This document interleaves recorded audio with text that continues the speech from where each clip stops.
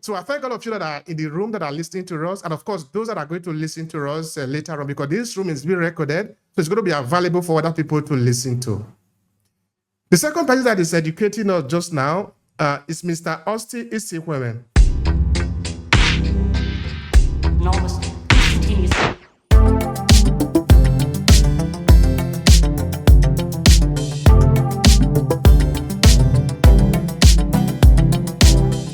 Good afternoon from Benin City, Nigeria. My name is Austin Isikhuemen, and I hail from Uromi in Edo State, same village with Obehi. By my background, by way of background, I read biochemistry, computer science, then did masters in business administration and another master's in brewing science and technology. I worked in Guinness for 19 years and then Nigerian security printing and minting for 10 years and currently managing a security company in Lagos. And by political views, I'm an obedient. And this afternoon, to be part of this webinar, and I'm very glad to meet the rest of you. However, I connected slightly late because today is my birthday, and I was doing a few things and people calling and visiting and all that. So it's a very happy day for me, and I'm happy to join all of you. We say happy birthday to you, sir. Oh, thank you very much. Yeah, that it is. Thank you very much. I am somebody who is very passionate about the youth. I show interest in things that interest the youth. I participate in some of the things they do. And speaking on this topic is is gladdening to my heart. And I'd like to start by giving a definition of who is the youth, who is a youth. And then if we know who a youth is, we can then go into the second leg of the topic, which is activism. So first of all, I'd like to define a youth as someone between the ages of 15 and 24 years. And that is the United Nations definition of who a youth is. Are you an entrepreneur struggling to stand out in a crowded market? Your secret weapon is your story. Discover how to make your competition irrelevant by owning your story. Want to learn more? Check out our signature program, Own Your Story, a 5-week training to reshape your narrative. The link is what you see on your screen, academy.aclasses.org/story. Now back to the conversation. And then, of course, in Nigeria, generally, we refer to youth as those between the ages of 18 and 35 years. And if you remember that in the Nigerian Constitution, at 35 years, you can run for presidency, it actually means that we can have a youth become president of our country, which would be a very nice, a very great thing to see, because among our neighbors now, we actually have people in that age range running. And indeed, in Nigeria, during the military era, we have somebody who was 32 years old who led Nigeria as a military head of state and took Nigeria through a 30-month civil war. That's General Gowon.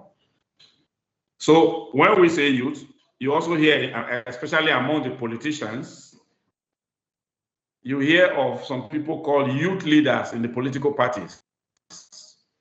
Some of them are above 50 years of age. And then you actually start wondering, who is a youth? But by youth, my view would be following the Nigerian definition, and also those who are youthful at heart. So I can take somebody like Showore to be a youth, even though he's around 50 years of age. So having got that out of the way, I would then like to speak on, by activism, we are referring to the policies and activities that uses vigorous campaigning to bring about social or political change. What we're saying there is that when we talk of activism and some people that are called activists, what they do is to use vigorous campaign, and that campaign can take various forms in order to bring about a change in the society. That change can be social, it can be political. And the process of and activities that you carry out to make that change happen is what we are calling activism. And so those who drive this kind of change are those we refer to as activists. This is the policy or action of using vigorous campaigning, as I said, to bring about social or political change. And those who drive such actions or policies are called activists. Activism can be positive. For example, you want to pursue the entrenchment of good governance in a polity, like Nigeria or like your state government or local government. You want to have a government that is running for the general good of the majority of the people. That's a very positive thing to do for the society. That kind of activism is a positive one. Then, of course, you have the negative activism. For example, we were having protests. In fact, some of the protests I see on right now to drive good governance, to end bad governance, which is a positive thing for the society. But then there are those who are trying to make sure they don't allow that process to happen. And therefore, they are against those activists who are driving that process. That in itself is activism, but of a negative kind. And usually those who do this on behalf of the powers that be, those who are against change in the society, because the benefits of the negative aspects of the society are what they enjoy. And then for the purpose of this webinar, what we are actually driving at is purposive, positive youth activism. And that is what we tend to entrench. But I'd like to make a comment on negative youth activism. If you recall, there was a time in 1997 when we had what was called Youth Earnestly Ask for Abacha. It was led by a youth called Daniel Kanu. And what did he do? He tried to mobilize the youth using different means, different methods, to make sure that they all support the process of Abacha's transmutation from a military to become a civilian president. And they wanted to make the general the sole candidate of all the 5 political parties of that era. And there were alleged sharing of large amounts of money for funding, logistics, movement of youths from all over the country to Abuja to go and demonstrate in favor of that evil project. And those who were involved in this, if you recall, they were protected by security agents and agents of the government. This is obviously an example of negative activism, and it was led by a youth called Daniel Kanu. As with most things evil, this group died with the general, because as soon as Abacha died, we never heard of the group and we never heard of the leader. So that youth leader is missing now. We don't even know if he's alive or dead. And he has become a negative statistic. I'll go to the next slide. Youth activism and military coup. I know that we all prefer the democratic method of governance,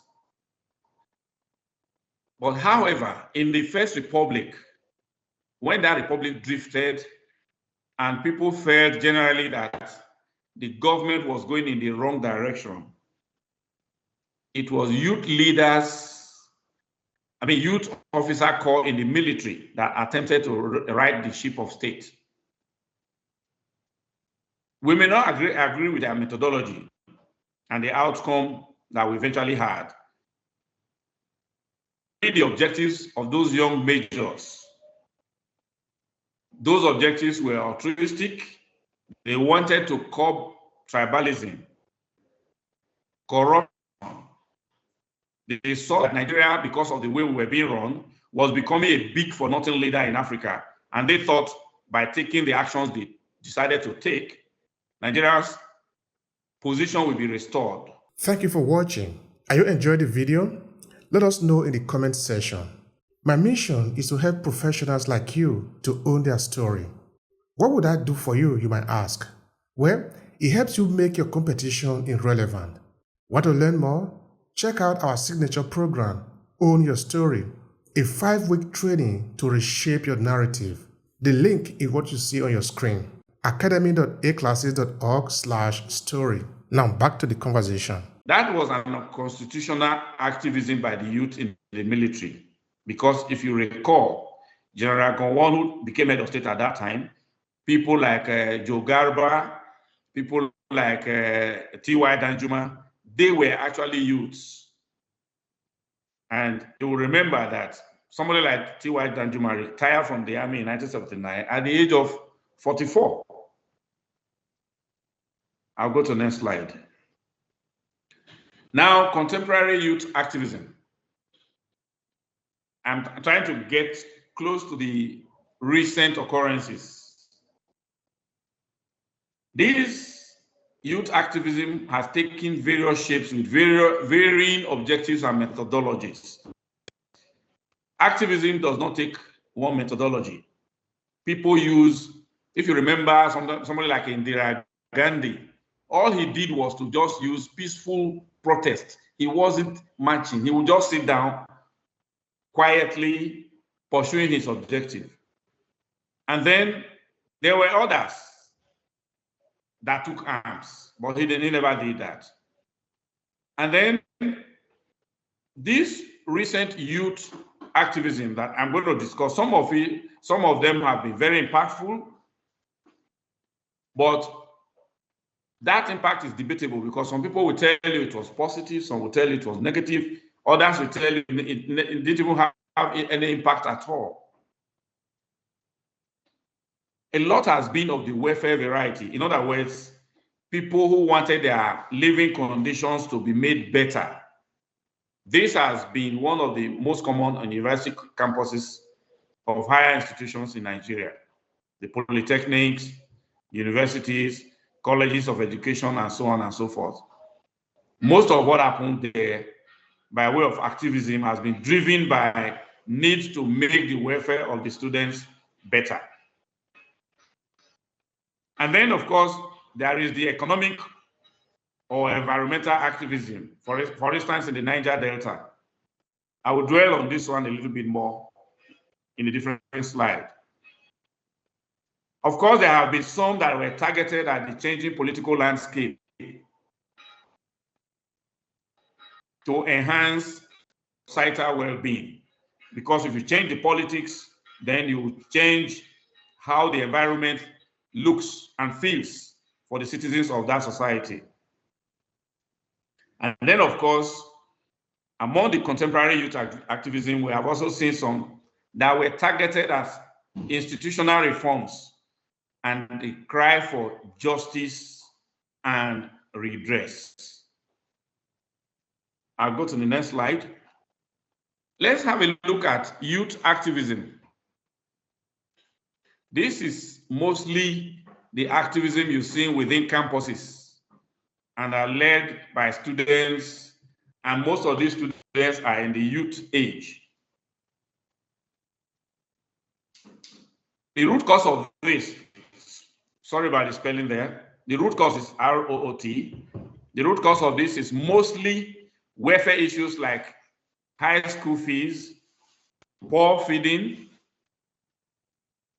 high-handedness of some lecturers, extortion, poor management, hostel conditions, and in some cases, we have even seen sexual harassment of students by lecturers, leading to a lot of activism on the campuses of higher institutions in the country. Many of these protests, like boycott of classrooms, have achieved some positive policy reversals. There have been instances where what the students want changed has been changed. For instance, in Ambrose Ali University, I remember there was a time school fees were raised under the era of Adams Oshomole as governor. And after the protests, what is it called? Radio talks, television shows, and all that. Eventually, the government was forced to reverse to the old school fees.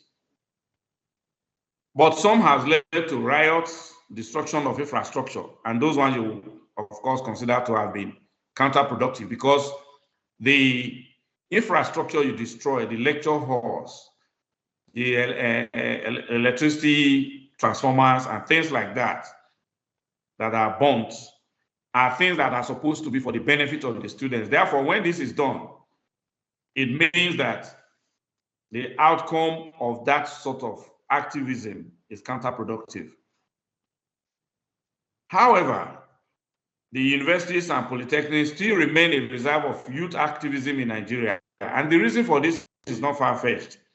It is because of the huge population of students of the same age range who are knowledgeable, they are internet savvy, they know what's happening elsewhere around the world and in other campuses. And therefore, that's a reservoir of students' unionism that is able to drive change because of the loud voice they have and the impact their huge population has in the polity. On the next slide, we have political youth activism in Nigeria. And these have been agents of political change. During the First Republic, there was a political party called NEPO, and that was led by Malam Aminu Kano. This party was mostly populated by northern youths and the people that you say are disadvantaged in the society, and they were able to drive a lot of change in the northern region. And that party, at that time, appealed mostly to the youths. If you also take the political whirlwind of the obedience, believers in the quality of Peter Obi in the 2023 elections, they were mostly made up of youths of this country. They were organic. They were people who were not asking for money before they vote or before they campaign. They were even on their own, raising funds, funding their own logistics and so on. And they sort of provided an alternative to the old narrative of politics in Nigeria. That was a very big political activism of the political kind. And that led to a change in the Nigerian political dynamics. Yes, you could argue that Peter Obi eventually didn't win election. That is still debatable. But to think that a party that just came into being a few months of election was able to come third, people even say it came first. That is a fantastic achievement by the youth, driving political change through activism. And it's therefore clear that if youths are organized properly, with their huge proportion of the voting population, they can actually be determining the outcome of elections, and therefore the kind of governance we get going to the future. And then I'd like to look at justice and political reforms. That is activism that is directed at justice and political reforms. And I'll give examples. For instance, the End SARS movement and protests, which we are all familiar with. This was meant to call attention of the powers that be to the killings, maiming of the youth that was being done by this special federal police, the special police squad, that was very hostile to the youths. Any youth they saw, they considered as a 419er, as a fraudulent youth, even when there is no evidence. And those of them who were not able to provide money, as we heard, most of them lost their lives. So that NSAS movement was meant to call attention of the government to make sure that it is scrapped or reformed. Most of it was peacefully initially, although alleged killings at Lekki Toll Gate eventually led to a change in tactics. Some people said hoodlums took over the movement, and then we saw what happened when a lot of properties were burned and lots of killings took place. But they did achieve something. For instance, the disbandment of the notorious squads was achieved through that youth activism. And then toll collection at the 3 toll plazas in Lagos, the one by Oriental Hotel, the one on the Lekki Ikoyi Link Bridge, and the one by Chevron. As we speak today, tolls are no more being collected in those toll plazas. And then, of course, another achievement was the public judicial inquiry, which led to some useful revelations. And we are hoping that from that, a lot of lessons have been learned. I'll go to the next slide. What are the takeaways from youth activism in Nigeria? One of them is the fact that Nigerian youths have always been involved in activism for the betterment of the society and their own living conditions. If you go back to people like Tony Nahoro, who made that famous demand for independence in 1956, and Tony Nahoro was even a journalist editing a national newspaper at the age of 21. It will tell you that the youths have always been there, and they have always led the march to freedom for the society and for reform and changes to make Nigeria a better place to live in. Another is that a lot of sacrifices have been made by the youths along the way. If you think of